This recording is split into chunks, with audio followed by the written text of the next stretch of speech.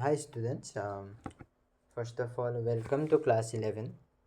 এইটো তোমালোকৰ class 11ৰ chemistry এইটো first class হয়। আমি first classত এটা introductory আমি session ল'ম some basic concepts of chemistry যোনটো তোমালোকৰ class 11 chemistry NCERT first chapter হয়।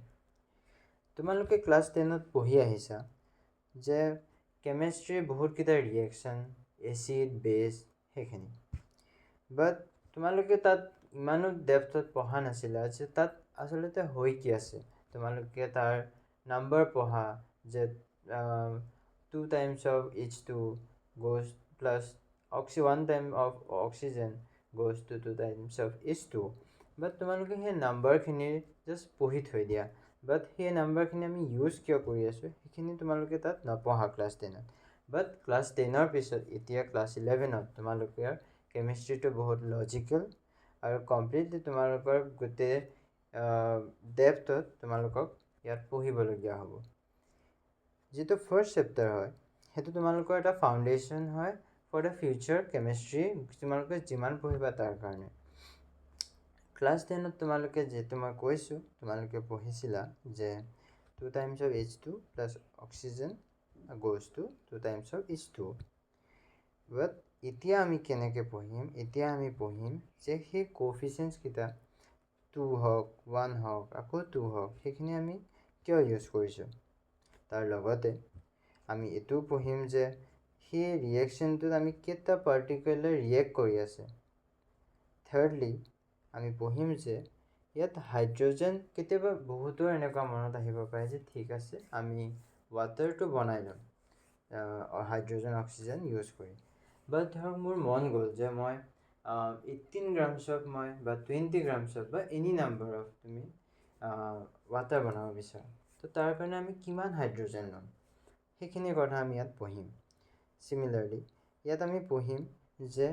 1 drop of water কিমানখিনি মলিকিউলছ থাকে and etcetera and the last point is আমি এই চেপ্টাৰটো পঢ়ি কিয় আছোঁ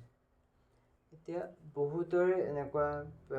কনচেপ্ট থাকে যে এইটো আমি মাৰ্কছ এণ্ড অল সেইখিনি ভালকৈ কেলকুলেশ্যন কৰিবলৈ বাট জেনেৰেলি যদি তোমালোকক কোনোবাই সোধে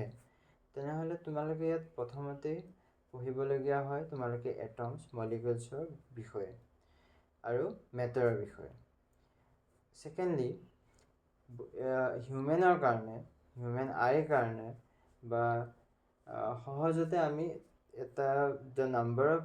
এটমছ আৰু মলিকিউলছ আমি সহজতে কাউণ্ট কৰিব নোৱাৰোঁ তো আমি তাৰ কাৰণে বহুতখিনি কেমিষ্টে মিলি কৰি কিছুমান কনচেপ্ট তোমালোকৰ কাৰণে যাতে চবেই কেলকুলেট কৰিব পাৰে তাৰ কাৰণে তেওঁলোকে ডেভেলপ কৰিলে তাৰ ভিতৰত কনচেপ্টখিনি হৈছে মল কনচেপ্ট এটমিক মাছ মলিকুলাৰ মাছ মোলাৰ মাছ ষ্টয়ক'মেট্ৰি এইখিনি ইউজ কৰি আমি নাম্বাৰ অফ মলিকিউলছ এটমছ আমি কাউণ্ট কৰিব পাৰোঁ এণ্ড এই চেপ্টাৰটোত তোমালোকে বহুতখিনি লছ পঢ়িবা law of chemical combination law of conservation of mass আৰু Dalton's atomic theory and etcetera তো সেইখিনি ইউজ কৰি তোমালোকে হায়াৰ কেমিষ্ট্ৰিত সেয়া ইউজ কৰি পেলাই তোমালোকে বহুতখিনি কেলকুলেশ্যনছ আৰু তোমালোকে বহুতখিনি ৰিয়েকশ্যনছৰ বিষয়ে তোমালোকে বুজিবা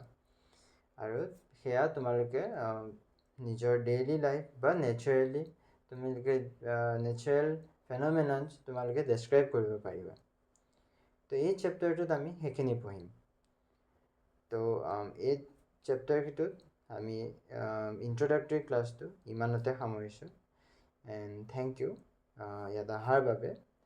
নেক্সট ক্লাছত লগ পাম